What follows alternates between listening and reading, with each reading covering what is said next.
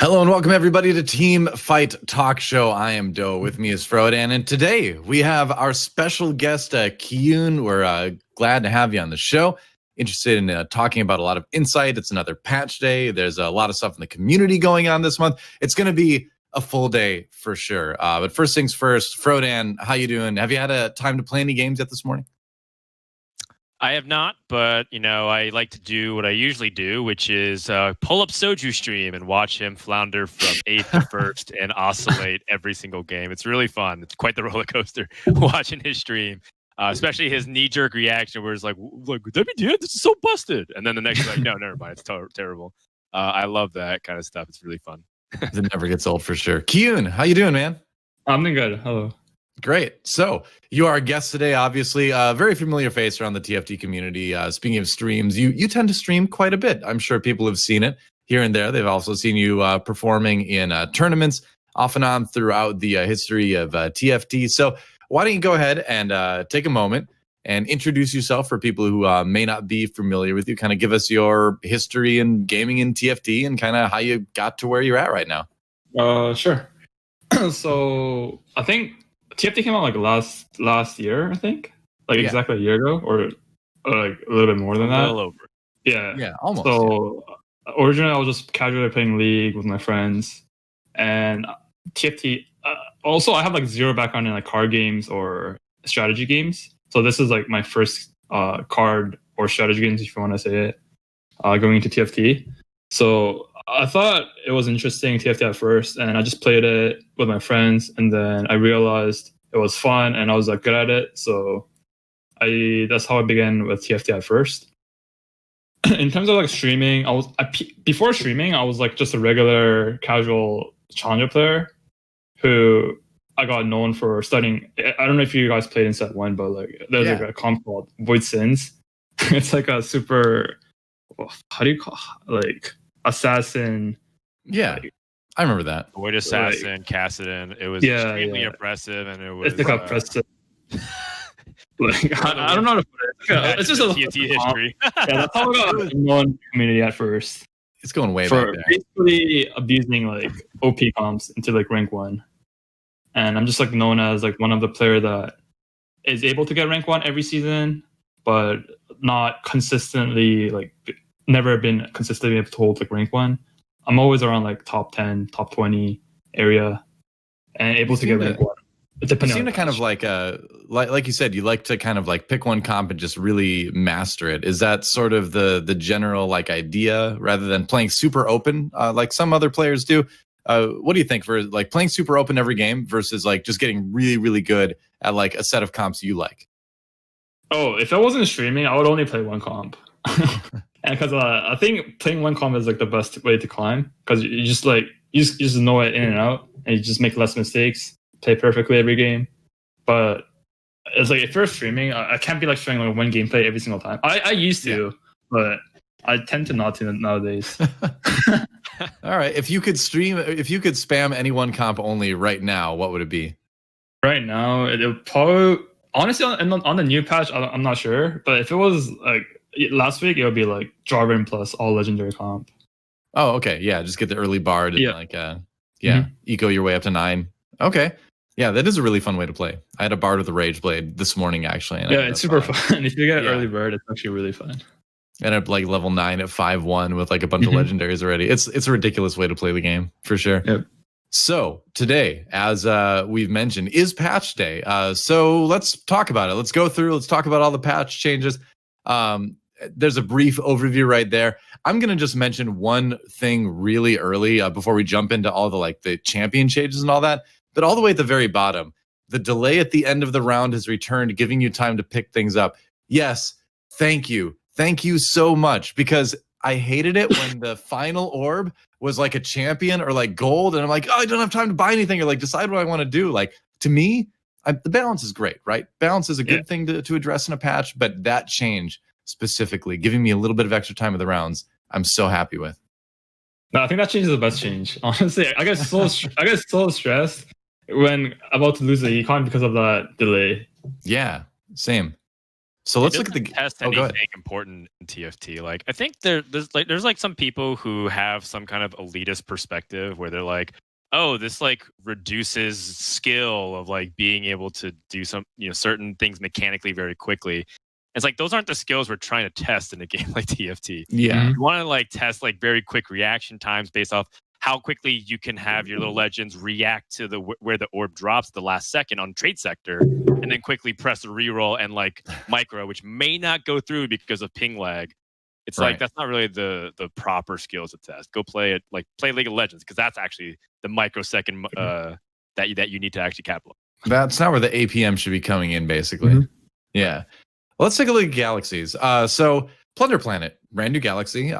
You get some money for killing champions. Basically, everybody's a space pirate to a certain extent. This first champion you kill has a higher chance to drop gold, and then everyone else has a lesser chance. Have any of you gotten a chance to play on this galaxy yet? I played a little PvE, but I never actually hit it. Did you? Either of you hit it already? Oh no, I haven't played it on the new galaxy. I saw it though. Oh, okay. So I haven't even seen this in action yet. Like, how much gold per round average do you think is generally generated by like a win, basically? What did it like, just gut like impressions, like what did it seem like as far as like how much more gold you can get from it? Oh, actually, I'm not 100% sure on that, because I saw on one of the Discords saying that everyone had 10 components for some reason. So that's the only one I saw. I think that was a bug though. Yeah. Okay, yeah, that sounds like a bug. There's a couple of bugs that's going on right now. I told you I was watching Soju stream. There's like another thing where people are like intentionally like just losing and ruining win streaks even after the round is over, which was pretty funny. Really? So basically, like Soju won the entirety of stage 4, and like the player that he like beat decided to forfeit and go navigate 99. And this was after the battle had finished. The battle was already done, and he was waiting for that counter to finish going to the Raptors. And the guy surrendered and did 2 damage and ruined his win streak. So he just lost, like the random damage. Yeah, I saw that there. Yeah. So that kind of stuff still happens, and so there's definitely some like really important game-breaking bugs that they need. Hopefully those will get fixed sooner rather than later. But let's talk about what Plunder Planet like might mean basically for the meta. Like every galaxy kind of changes the game a little bit. What does having access to more gold each turn do, basically, Kiyoon? Like, would you be rolling more? Would you be leveling more? Is this just another path to a faster 9 again? Personally, I really like getting the players having more resources from the galaxies, other than taking it away. I think that's like almost everyone that feels like not almost everyone, but like a lot of people feel that way. Like if they get something taken away from them, it feels a lot worse than gaining something from it. So I think this is an interesting galaxy. I think that where you could decide to, like, if you have more gold, you could decide to go fast 9 or roll early game, stabilize. So I think it's good. It kind of makes you want to play like best board more than lost streak, because you only get the gold if you kill enemy champions. For sure. Yeah. So I feel like that'll be an interesting change. More aggressive early to get more kills for the gold. Yeah. And like, because right now, right now, lost streaking is like really popular too. So it's kind of funny to have a galaxy come out that like basically tells you to not do that. Yeah. So it could also be like kind of, what is it? I guess not dangerous, not a right word, but like I guess the high rollers can high roll harder because they have already a stronger board without rolling, and then now they're gonna get more gold. But I think it's a pretty decent galaxy still. Yeah. By the same token, I suppose if you are behind and you hit like a big gold round or something like that, that can help you kind of catch up a little bit too. So I'm really curious. I think it's hard to kind of predict how this one is going to go. Do you have any thoughts on it, Frodan? Yeah, I think that the one thing that strikes me is that it feels like what it might do is open up more aggressive play. I think that, because the concept of like what you can do with extra gold is you can obviously greed. I think most people think that, right? Like, oh, should I go to like level 9 and then like find a way to roll down for legendaries and just use extra gold? But like every single time I think that, the Koreans go the opposite direction, where they're like, oh, like how can I level to 7 at like 3-1 now, and like and like roll down my 10 gold every single turn to hit Jin before everyone else. It's actually really funny to see that. And I think that with this kind of galaxy, it actually rewards aggressive play as well, which is good. Because like theoretically, you want to be able to reward multiple styles of play. You don't want to encourage everyone just to do the same thing. And that's kind of the problem with even Galactic Armory, which is probably our next sub point here, which is that it kind of encourages everyone to do the same thing. So you want to create a little bit more open with possibilities. And that's why I like the concept of Plunder Planet. Although in practice, it might end up just being everyone like donkey rolling because they're just trying to complete their strength of the board and trying to be more aggressive. So we might end up calling it the Pulp Planet instead. That'll be fun.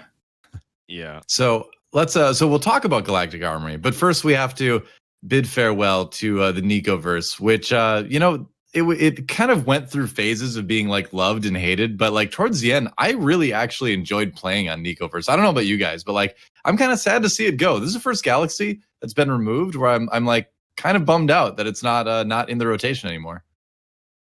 Nicoverse is like love and hate for me. It's like when you high roll, it feels super nice. Like if you get an early bird, you just double Nico the Bard, and you could literally be like level 9, 50 goal at like stage like 5-1. But then when you see other players hit it and you don't hit it, they get like free top 2 and you're just playing for top X. It just feels kind of bad. So I think I'm fine with getting it removed. At least I felt like it got better when there got to be more like legit 3-cost carries in the game. When it was pretty much only like Kale, Aurelia, Jin that you were trying to Nico and stuff like that. Or maybe you would wait for like a GP back in the day or something, then it was kind of like irritating because it was a lot less or a lot more likely that someone would like high roll a 4-cost super early and then just like win the lobby with that, right?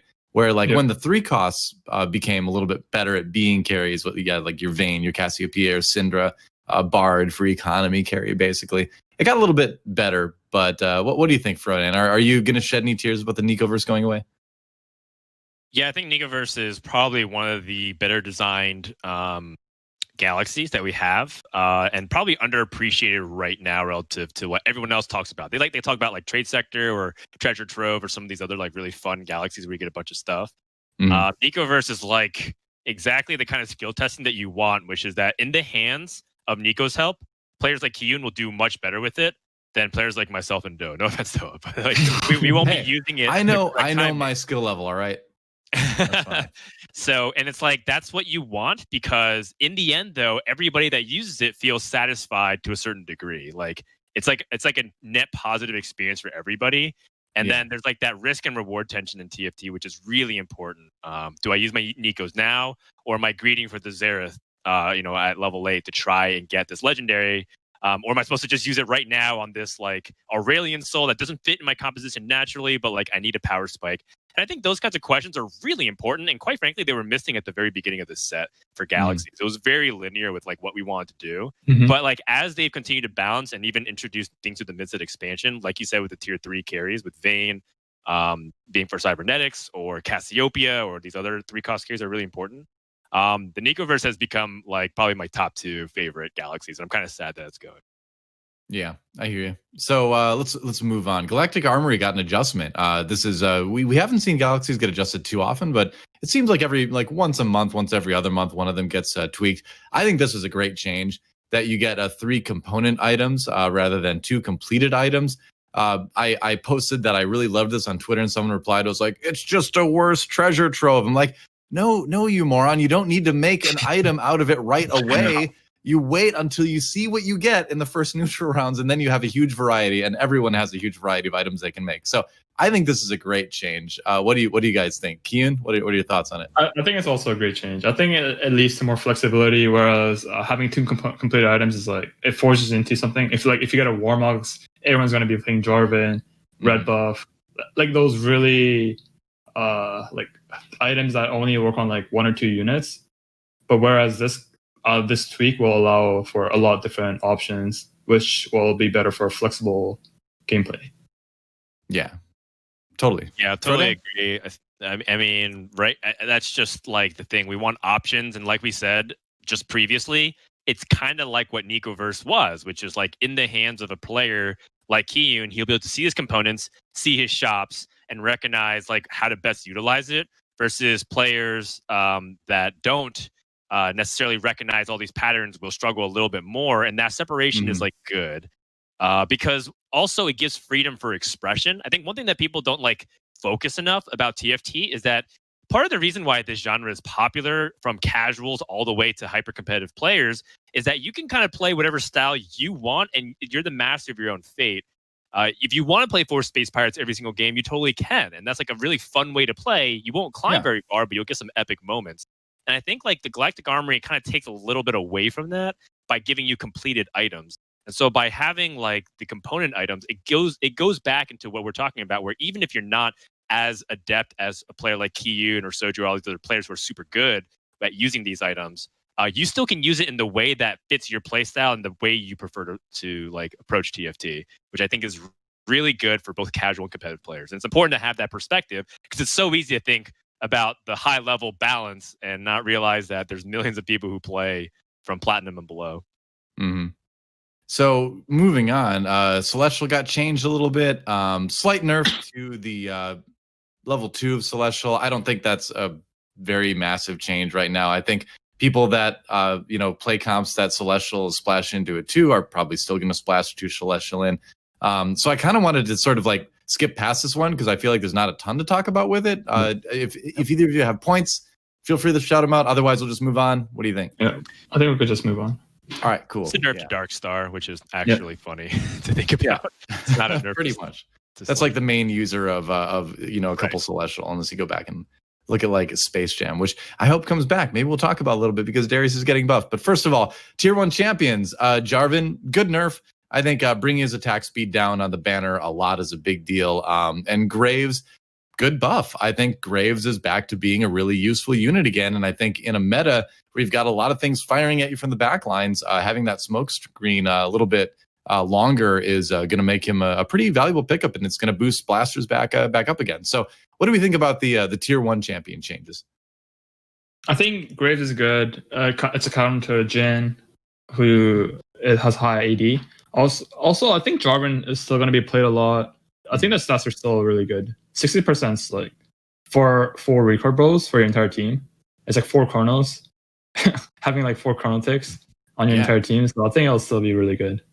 It's still good. It's just not oppressive. Yeah, but I think 75% was but like, you know how like before patches, like they've been like completely killing a unit and then never seen again, and then next patch it'll be like completely overbuffed and then only being seen. I think it's in the right direction.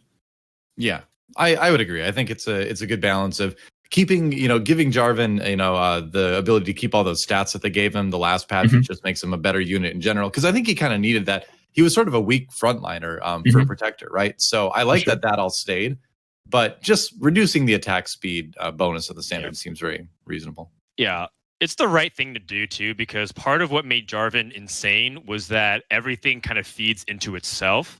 The more attack speed he also gave to himself, which means the more you attack, the more mana you stack, and you cast more often, which kept him alive more, which kept him cast more, which would help keep your arm strong. It was actually just like ridiculous, right? So like as a concept, attack speed is something really important to like make sure to manage, because it's the key to unlocking a lot of things in this game, because it unlocks manas and abilities.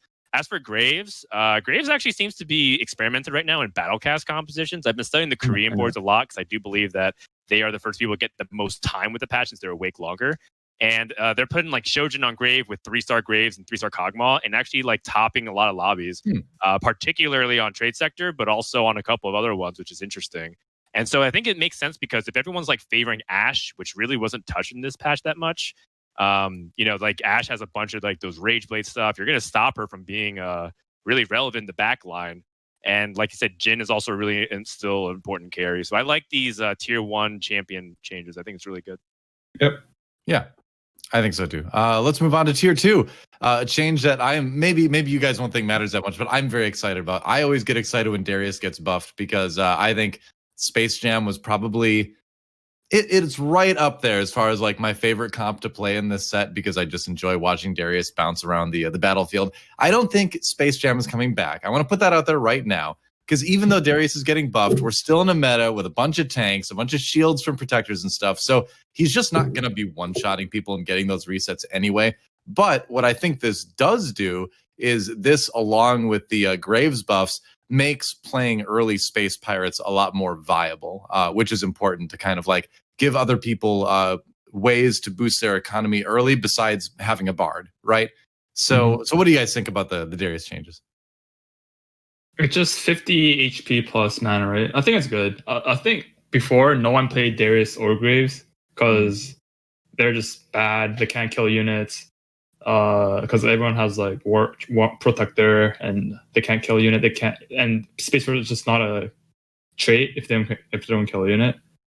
So I think this buff is good.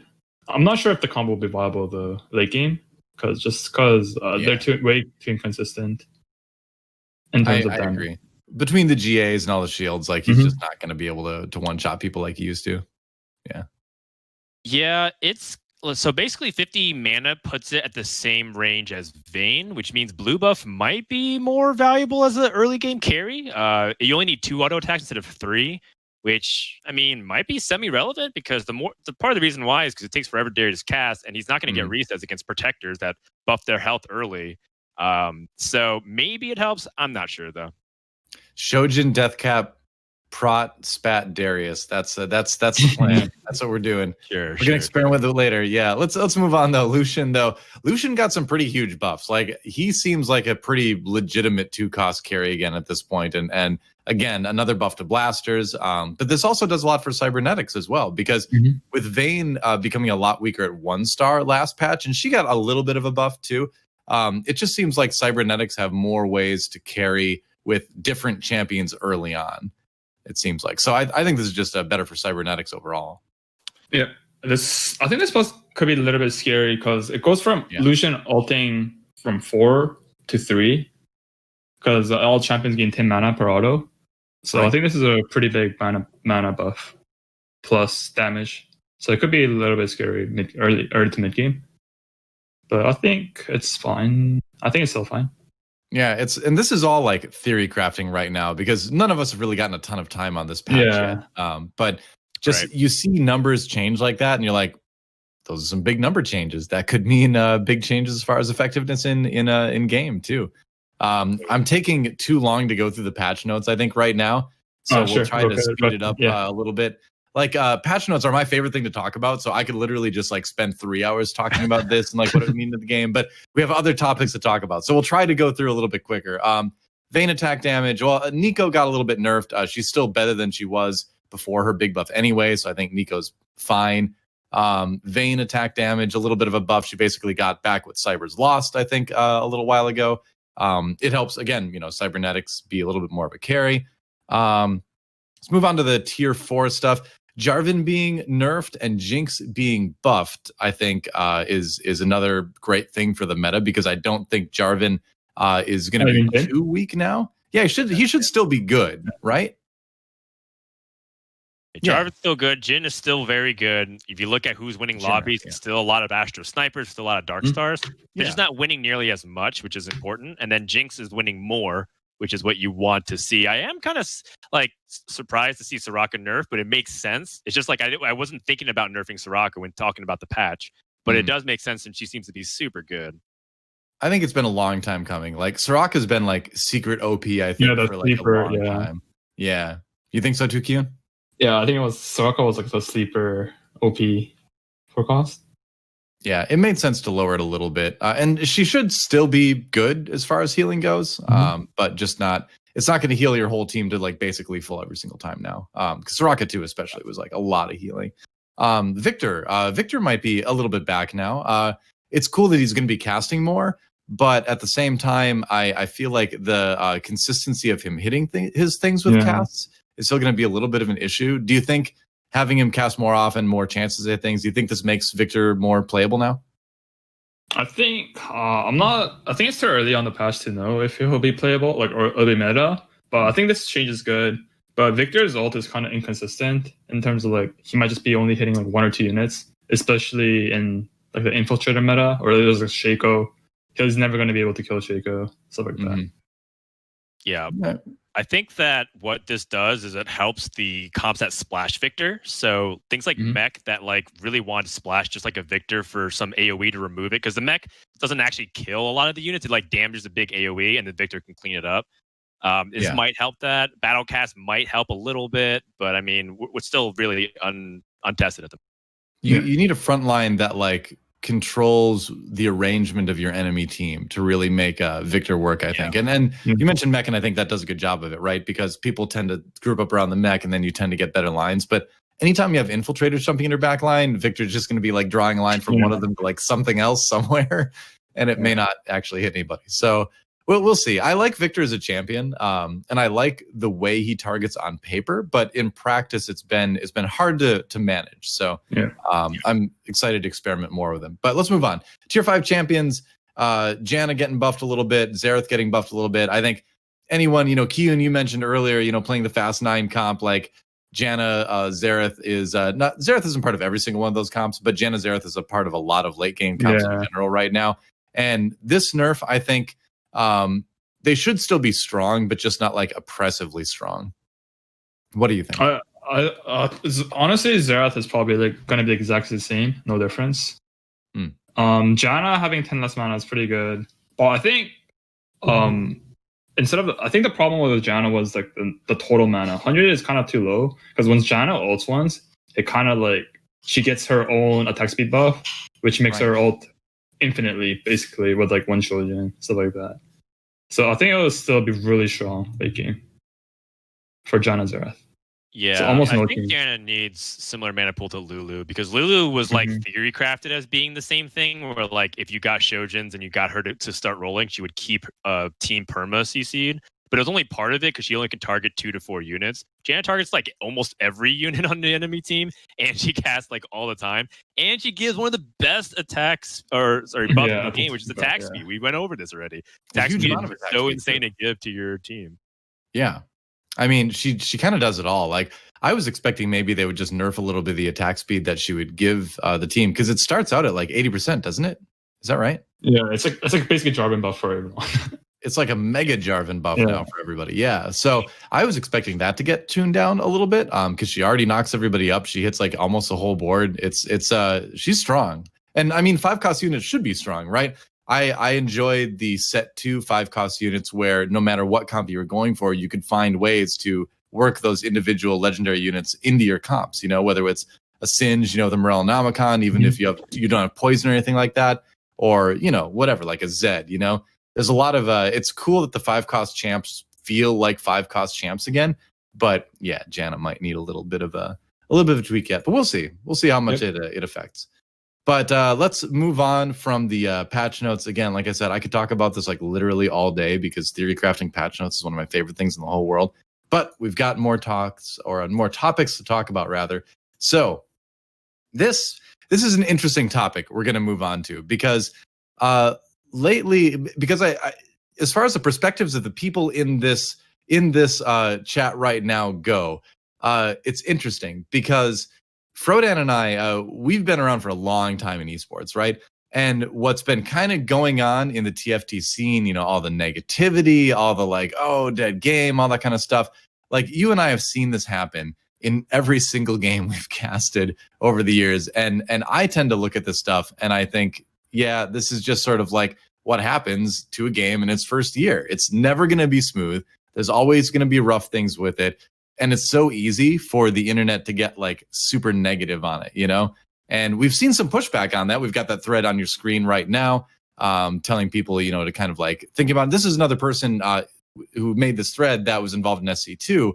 And I remember time in SC2. I even tweeted a blog that I wrote back in 2012 recently, where it was like, don't poison yourself, community, because my perspective on it, and I want to get your perspectives in a second, but my perspective on it is that the game's community is the strongest piece of PR that the game has.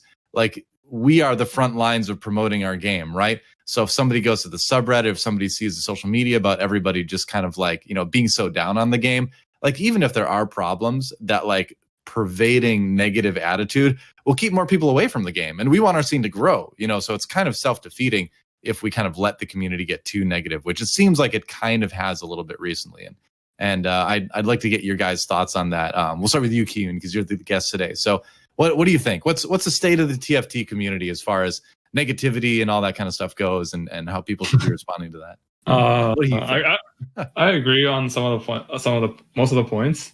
Like I see whenever Soju, I watch a lot of Soju, and whenever he like gets mad over X thing about TFT, someone just clips it and it gets insta posted on Reddit, right? And then people just talk about it. I think it's kind of like blown out of proportion, and then people that are not really into TFT will look at it and be like, if top players of this game doesn't like this game, why should we play it? It's like it's not like a good look for the game, I guess.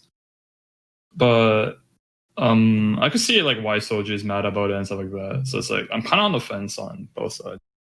Yeah, I think there's some legitimate like gripes, to have with some of the game balance with 10.14 and some of the things like still missing a spectator mode after all this time. Like it's kind of ridiculous that we don't have one at this point. But how we address that as a community, I think is important. And I've known very few pro gamers in all the esports I've done that haven't immediately jumped to extremes when they're talking about things, especially on stream. So that's kind of par for the course too. What do you think, Frodan? There's definitely two sides of it. The first is that there's a reason why people do this, and it's because that's the way they feel like their voice is heard. If we were to be very honest about the state of things, is that on the one hand, while people can be way too negative about stuff and like honestly just borderlines onto harassment for people like Mort, they don't really know how to get their opinions heard otherwise. And that's because of like the way the state of the industry is, where it kind of puts like a us versus them mentality, where like devs are like, we know better. And, the player base is like, but this is how we feel. This is how I feel. And then, the part of the problem is that like social media, like Reddit, accentuates that, because people that agree with that will upvote that and all kind of gather in that same thread. So it's like a hyper concentrated, extreme version of all those people's opinions that are there in order to get the attention. And I don't think that it's like entirely a bad thing. I think for one thing, it's like important to understand that there's multiple sides, because if we just kind of read positive feedback constantly on things like subreddits and social media and streams, is that we're going to lose a lot of the important nuance that keeps the game balanced in certain ways. Everyone's just going to basically be advocating for the comps and the features and mechanics that they like. And there's no like actual real discussion about it if you're like trying to make things like, if you're just trying to like promote rainbows and butterflies and happiness. Right. That being said, like obviously there's clear boundaries, right? And like right now it seems like everyone, if we were to also kind of take a step back, the world's at a situation where everyone's kind of tense and on edge, and we go to games to escape. Part of the reason why games I think is really important, this might be completely off topic, but part of the reason why I think games are such a great escape for a lot of us that like this industry is because we feel like we're in control. And a lot of times in life, there's things that are out of control, and like we're in control of our own progression, our own skill, and our own advancement throughout it. And like when we feel like things are disrupting that, and it's like we're losing control even within the way the direction the game's going, things get really like passionate, especially for gamers who aren't exactly the best on average at communicating that, but they are very passionate, and they're really good people at their core. So I think that like in the end, it's great to see so many people passionate about the subject, because in the end, the worst thing that could happen is nobody talking about the game. If no one's talking about it, it's actually a dead game. So when people say like, oh, the game's like decline, or like I really want all these things changes, or like Riot's not doing their job, it's a symptom that like people care enough that they want something to be changed about it. I do wish that it would be in a much more constructive manner, as opposed to like a straight up like binary thing of like, screw Riot, they're definitely ruining everything, versus wow, like everything is perfect. There's got to be some middle ground there that we're not achieving right now. Well, that's the thing, right? Is that like I've worked with a lot of different development teams on a lot of different games over the years, and as a caster, right? And I've never met a developer that didn't like criticism. Every single game developer I've ever met has always loved criticism, and they loved hearing people's opinions about their game. But what bothers them is when people just say X is bad and just leaves it at that. You can't just be like, this sucks. You have to be like, this sucks because. And if you add that because, that's actually useful information, right? you can be upset with something in the game, but instead of just saying that you're upset, saying why it upsets you and how, you know, you think it could be different. And that's actually like really useful information. So I think that's kind of an important thing to think about is, and it also kind of brings down the emotional tone, right? Like you mentioned, people being kind of tense right now is a tense environment for sure. And so we want to like take whatever we don't like in the game and be constructive about it, right? So, you know, don't just say it's bad, say it's bad because. So I actually want to say one thing, and I hope that it doesn't take it out of context, but like I actually really have come around on the way Milk gives feedback about TFT.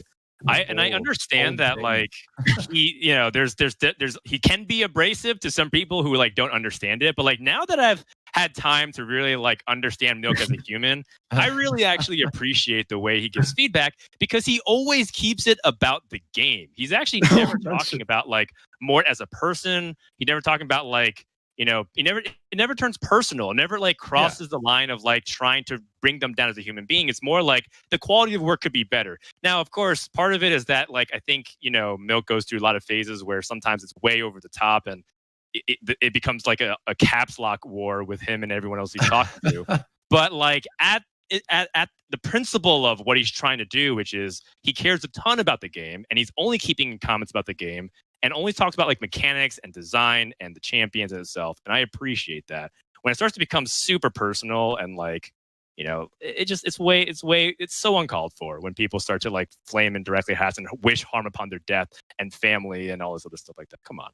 Let's just It's always funny when people are like, well, I guess Riot just doesn't care about TFT. It's like, no, they're financially invested in this game. Like they more than anyone want TFT to be successful. So it's good to kind of keep it about people are like, what about the way he's talking to other players? That's between him and the players. But like when it comes to feedback directly to more, I don't think he ever turns it into that kind of situation. Sure. It's not to say Milk is a beacon of positivity. I think we're getting sidetracked here. Now this topic is turning into the way Milk talks. No, but I completely agree with this. Like, people wouldn't even be mad about the game if they didn't care. Like, they're mad about this part of the game because they love playing this game, or they like this game.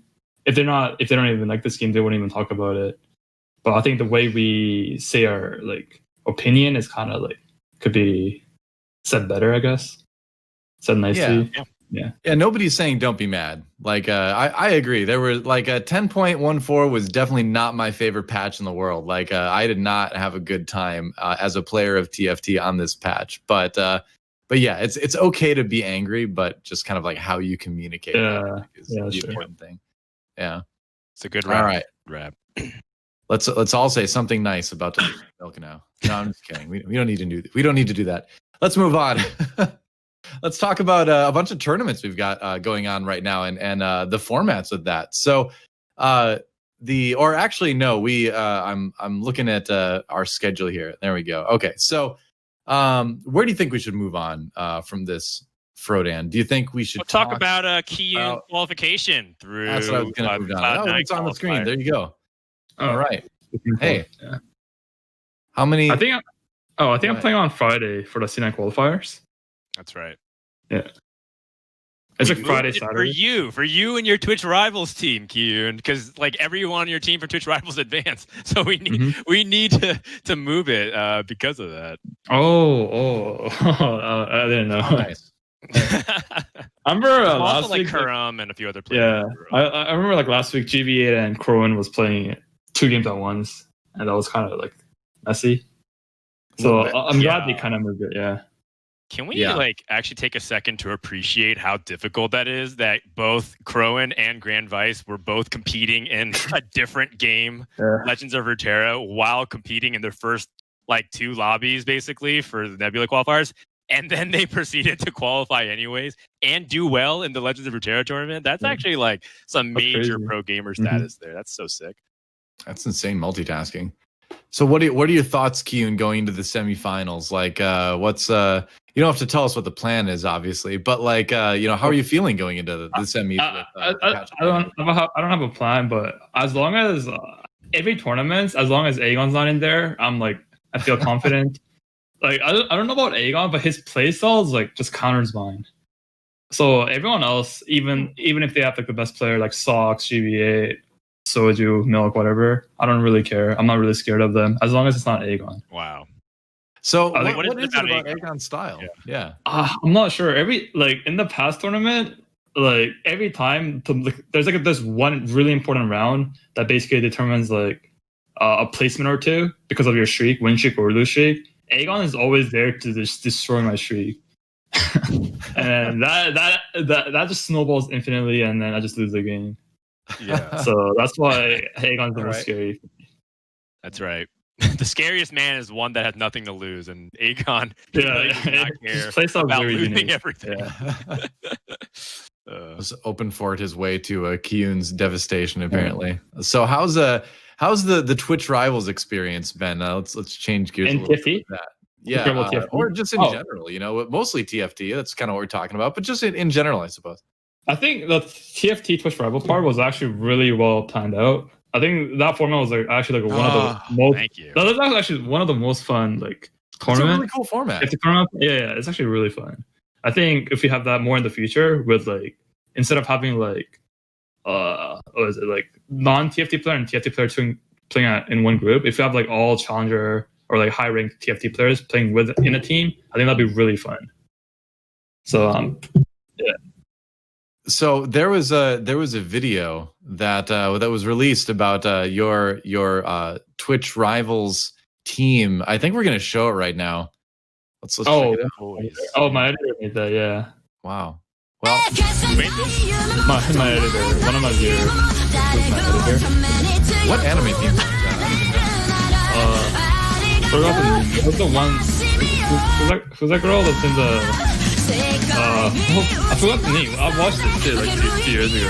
Demon Slayer. Yeah, Demon Slayer. I thought you knew it instantly, dude. I was kind of surprised because this is Demon Slayer is considered to be One of the best. One of the better best. anime of this decade, or half a year. There's different eras in anime, and this is ushering in a new era of anime. No, I remember I remember having fun watching it, but I just completely forgot. I don't know why. I think my memory is pretty That's bad. when you started streaming. I mean, I don't know. It's been that's kind of when Demon Slayer got really good is when I think TFT was really starting to pick up. I've not seen that one. It's pretty good. I'll have to watch it. The intro looks really cool. I just have to ask, was the hand holding scene at the end? Was that hand holding to 7 and 8, or was that hand holding to 1 and 2? Which direction is that handhold going in the video? For League, it's looking very, very doomed in League. Really? Not you think a fat eighth in League? Yeah, it's a start the game at 30 HP. It's really hard. We need to do a every game in League is little legends. Yeah, micro legends. Yeah. All right. Well, good luck with that. But so what's the team? I heard it actually changed the roster yesterday. Right now it's me, Soju, Solus, Milk, and Ayu. So Sox is sitting out. Okay, so Sox. Before it was Solus sitting out, but then we had our team is all TFT players who took really long break from League, and we also have overlapping roles, and our champ pool is really not suited for 5v5s. So it's very, it's great draft. Yeah. Great job, Captain. It's pretty bad. You can't win them all. Really did your homework on that one. But you guys are all used to be really good, right? Ex challengers. Yeah, so but maybe that. I heard Soju has to move to the bottom lane or something like that now. So Soju's playing bowling with me. Wow, look at him. Are you playing support then? Yeah, I'm playing support. All right, a man after. Oh, this would be great. It's going to be great. Kiyoon actually has to play pretty soon, so we have to wrap up the show. Yeah, we've got 15 minutes. Yeah, so. we better move on to the tier list. We were going to talk about tournament formats, but let's move on to the tier list because I think that's going to be fun. So we're going to have Kiyoon make some tier lists right now, and I think the first one we're going to do is your top 10 players for NA. So for NA, yeah. Okay, I think. Let's have it. Yeah, everyone that was on this show, or I think that every player thinks it's Milk and Sox as 1, 2. But I think recently it's been Sox as 1 and Milk at 2. Ooh. So 1 will be Sox, and 2 will be Milk. Okay. All right. Do you want to explain why, or do you just kind of want to leave it at that? I don't think these two players need any explanation. It's a pretty Like they're just best player in the game, most consistently top rank 1. And I watch their stream. They just play plays that I wouldn't have thought about, and I think it's good. I think Sox is like for sure 1, and Milk is at 2. Interesting. They're both beacons of positive ladder results. Sure. So where do we go from here? So gap is it gap time? No, I don't think there's a gap actually. I think third is GB8. Okay. Oh, is this by like ladder or like tournament? GV8. It's GV8. your tier list. It could be whatever meaning behind it that you want. Okay, I'll just do ladder because ladder's like I think there's more game sample size and it's more accurate. Whereas tournament is like anyone can win it, honestly. And in tournaments, I think Sox, Milk, GVA, no offense, it's like I think they're pretty easy to deal with in tournaments. Yeah, it is. Yeah. Yeah. Sox, Milk, and GVA in tournaments kind of free. Right. Depends if the tournament's on a weekday or a weekend for Sox. Yeah. There you go. Yeah. Fourth, Soju said. Soju's been really pressuring me to put him above high ranked and top 10 in our playlist. That's going to hurt your Twitch rivals performance. That's right. This is bot lane synergy right now in work. Wait, let me Sox, Milk, GVA. Is there any player I'm forgetting? I think Soju has 4th. Yeah, I think Soju's 4th. Uh-oh. No, I think said 1. No, pretty sure it's Soju. Yeah, pretty sure so. There's no way Soju's above GV8 because GV8 has been way more consistent in ladder than Soju, but Soju's hella good, so I think it's 4th. Wait, Soju made you? Or made you do it? No. I was gonna put myself above Soju. Soju made you, Kiyoon? Made by Soju. That's yeah. This is an interesting backstory I never knew. Who else is there? Soju.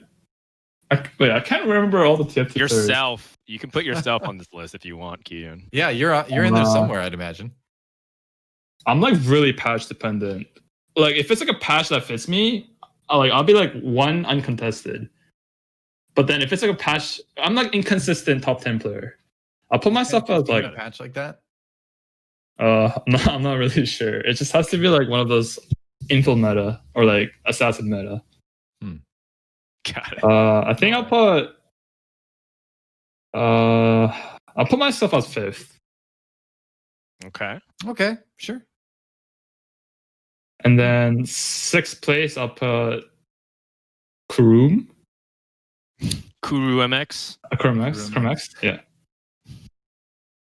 Very solid choice. Wait, can I put Keen, or is Keen not considered NA? Because he can't even qualify through NA. It's kind of weird. It is a little bit in between. We allow it if people want to.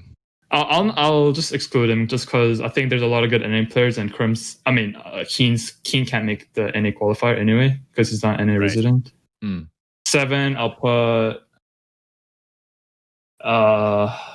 Wait, let me just look at the leaderboard. Can't even remember the rest. What about your teammates on Twitch Rivals besides Sox, Soju, and there's Solus and Ali, right? Yeah. No, Solus is definitely top 10, but then I don't know. It's too early for Solus right now. I think it's too early. A little bit. Okay. Yeah. Do you want to just get to a lower spot now and then like decide it later? No, we have to see. We have to see if like. I actually don't know, but definitely there's no way Solus is 7 or 8. I think maybe 9 or 10 he could snatch a spot. Okay, he could, but you haven't decided yet. Yeah, I think 7 could be Aegon. Oh okay. Yes, Aegon. Your tournament nemesis, Aegon. Yeah, but I'm just I'm also this list is like all from set 1 to 3.5. If it was just this set, like it's not accurate. Yeah. But from the entirety of like a year of playing TFT. And then 8 could be I know Paul's really good recently, but in like set 1 and 2, he rarely played. And in set 1, I didn't think he was a good player. But in set 3, he's really a good player. So I think I'll put Paul at 8. Okay. Only reason I think Pulse this low is because in set 1, I didn't think he was that good. In set 2, he didn't play. And set 3, he's a beast. So Wow. So his performance in set 3, it pulled him into the top 10. That's he's that good. So I think 9 is. Is there anyone that I'm skipping? I don't Horny know. mode. You tell us. MX. Horny mode. They're really good right now, but I'm gonna go by like set 1 to 3.5. 9, I think I'll put Solus. You made it in. Okay. Yeah, There and it then is. 10 I'll put. It's either Also Kiting or put Saint Vicious, but I'll go with Saint Vicious at 10. Okay. You know, he doesn't actually make a lot of top 10s for some reason. I think people just made. I think Saint Vicious is really good at the game. Like in set 1, I used to learn a lot from him. Like he played a lot of Imperial Draven, which I learned a lot. And I think if Saint Vicious takes the game seriously and like care about getting rank 1, I think he could definitely do it. He But, crushes he- C9 group. Yeah, he plays a lot of like PB and makes a lot of Smurf and just play casually. Or after he gets like 7 rank, he just plays not as tryhard. But another like mention is like Kiting. I think Kiting's like one of the player that like learns really fast, but his ceiling might be not as high as Socks. Like it's like Socks is like a really slow learn. Like his on the new patch or on a new meta, Socks learns really slow in the first week. So like first week Socks of a new patch, it's like he's really free. And on the second week, he's like god mode. Kiting's the opposite. Kiting on the first week of a set, he's like a god, and then second week he gets like weaker and weaker. So Socks and Kiting are like two. Yeah. Maybe it's like a Space Jam scenario where like mismatched Socks is just like sucking Kiting's power out. Yeah. Right. You know? So we Drawing sell the 2-star Kiting later for the 1-star Socks or 2-star Socks. 2-star Socks, right? Yep. Make some of that gold back. Kiyoon will definitely make him top 10 easily, but since he's not NA resident and he can't qualify through NA qualifier, I just excluded him. Okay. Yeah. Okay. Seems People also reasonable. say Ine is a player that used to make top 10. It's hard to put NA because he doesn't take the game seriously now. He just plays casually, so I excluded him. That's fair. All right. Cool. Well, I like to milk this more from pun intended. I wanted to milk this tier list a little bit more, but we got to wrap up. So because we have to send Kiyoon off to a Twitch Rivals tournament. Be my guest. All right. So we've got a couple questions. We've got the mailing list, and then if we see any good ones in chat, we'll grab that. So we'll start this one out. This is a pretty broad question, but Predatora. Hey, I'm just destroyed that name, but whatever. They asked, what do you think is needed for TFT to become a real esport?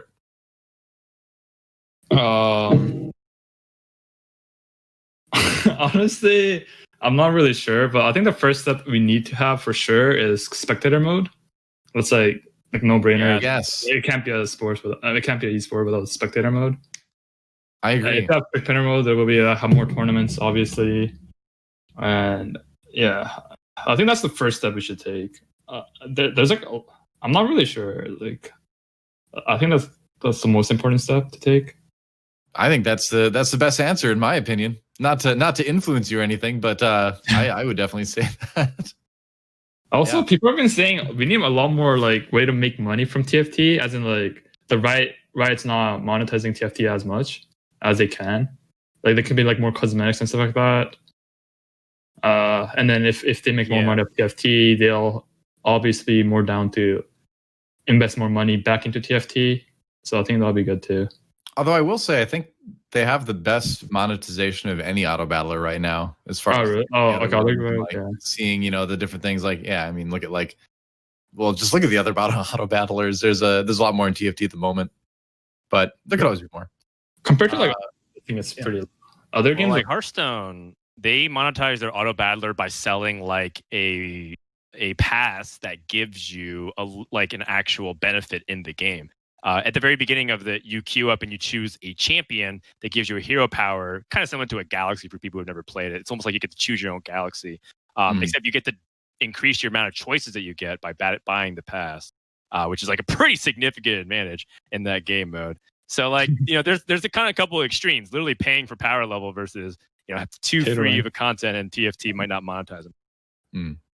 Let's go to a different question. Did you notice any? Okay, there we go.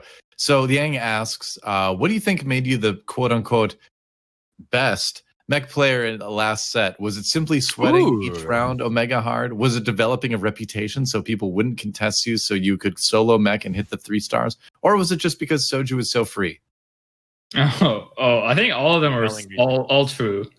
I think I was I was able to hit rank 1 playing mech only because I was sweating every round because positioning was the most important part about this comp. So I was just like keeping track on who I'm facing next. Also, reputation is also a big part of being like one trick. So they're less likely to play that contested comp when they know that they're worse than the one trick. They're most likely to not play the comp. Makes sense. Also, Soldier in tourney is pretty free, so that's also true. So, it's very free. He asked the question and he answered it by himself. the Lian guy. Yeah. Convenient. I want to ask, who's more free? Is it Soju on average, or is it first week Socks? Is it tournament? If it's tournament, Socks is pretty free on tournament. Socks has not been performing, but it's probably because it's first week. Yeah. But no, Socks is actually like, I think Socks is literally the best player. I think he's actually the smartest TFT player.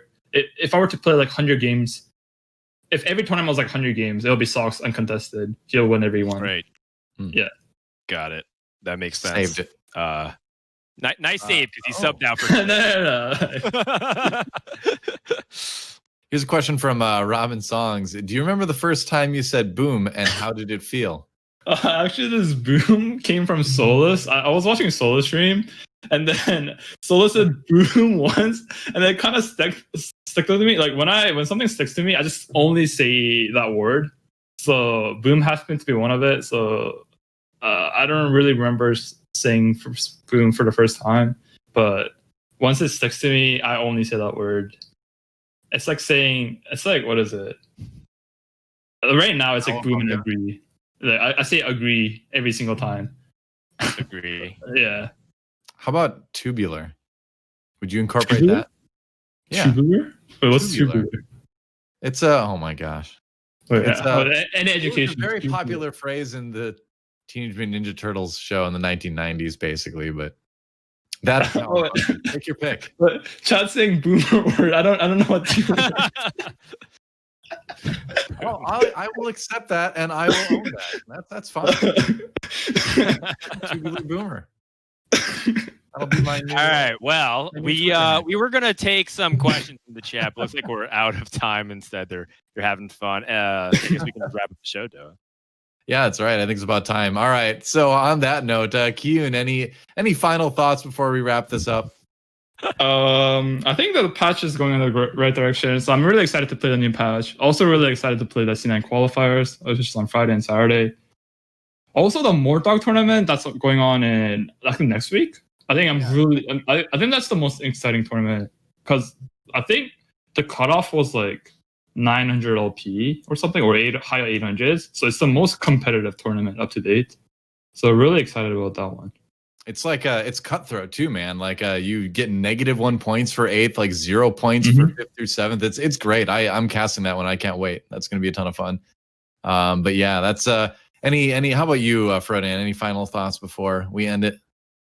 Yeah, just make sure you check out the Cloud9 qualifiers later this weekend and move the dates because we want to accommodate for Twitch Rivals. And of course, please watch Twitch Rivals so I can keep my job. Kiyoon's going to be streaming it, so as well as everybody else. We got cheer on the boys. Let's go. Kiyoon and Soju in the bot lane. Trust, I believe. I'll take a moment to shout out the EU Cup next week with a Giant Slayer. Frodan and I've been casting that. That's been a ton of fun. It's a team-based format, and we didn't get to talk about it, but there's a whole lot of different formats being experimented with in TFT right now, and we need that. We need to figure out what formats we like than others. Find 2 or 3 that are going to be fun to do tournaments around. So it's a great month for it. Hopefully everybody out there watches a lot of TFT, no matter where you end up viewing that. But thanks for watching. Teamfight Talkshow. We'll be back in a couple weeks with a new guest and another bunch of stuff, bunch of topics to talk about. Thank you, Kiyoon. for stopping by and chatting with us today. Thanks you guys for watching. I'm gonna hit my microphone and then I'm gonna end the show. See you guys Thank you later. so much for having me. Thank you.